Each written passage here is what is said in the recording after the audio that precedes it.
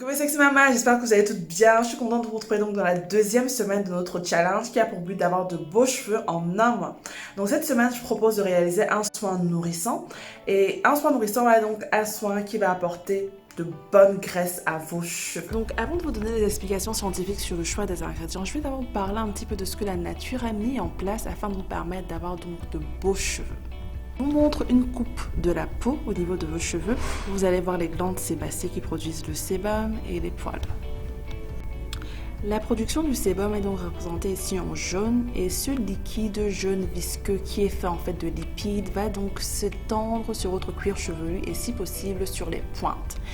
Il faut savoir que les personnes asiatiques et caucasiennes ont un cheveu lisse et pour cette raison, le sébum peut s'étendre beaucoup plus facilement sur les pointes, alors que les personnes africaines, à cause de notre cheveu bouclé, le sébum a du mal à s'étendre sur les pointes.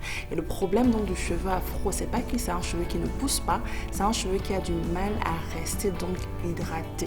Le sébum joue un important rôle pour vos cheveux parce que c'est en fait une barrière protectrice. Vous voyez, c'est comme un isolant en fait, qui va empêcher donc l'eau de s'évaporer de votre cheveu, des couches les plus internes de vos cheveux, et il lubrifie le cheveu. Un cheveu qui sera lubrifié va être beaucoup plus soyeux, il sera beaucoup plus malléable et il va moins se casser.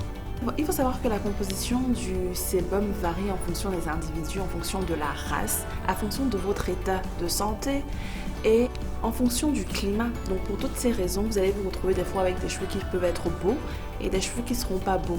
La vérité que je me dois de vous dire aujourd'hui, c'est que si vous vous hydratez, vous apportez suffisamment d'eau à vos cheveux et que vous réussissez à étaler le sébum des racines jusqu'aux pointes, vous n'avez pas forcément besoin d'utiliser des huiles ou plein d'autres produits quand ça en fera faillite. C'est ça la vérité en fait.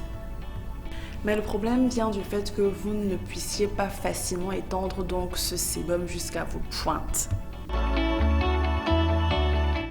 Donc vous pouvez donc réaliser un soin nourrissant avant votre shampoing afin de protéger vos cheveux du shampoing. Les shampoings peuvent des fois être très agressifs, vous savez, enlever toutes les graisses de vos cheveux et ça on ne veut pas. Ou alors vous pouvez l'utiliser après votre shampoing par exemple pour céder l'hydratation.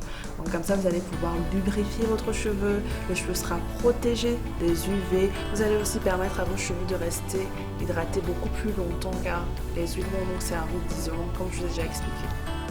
Alors je vous ai choisi des ingrédients qui contiennent de bonnes graisses.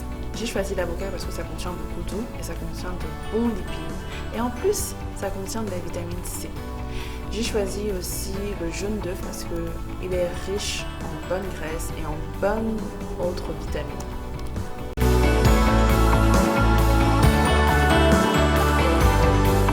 Si jamais vous le souhaitez, vous pouvez aussi rajouter d'autres huiles que vous avez à la maison. Vraiment, voilà. Ça, c'est optionnel.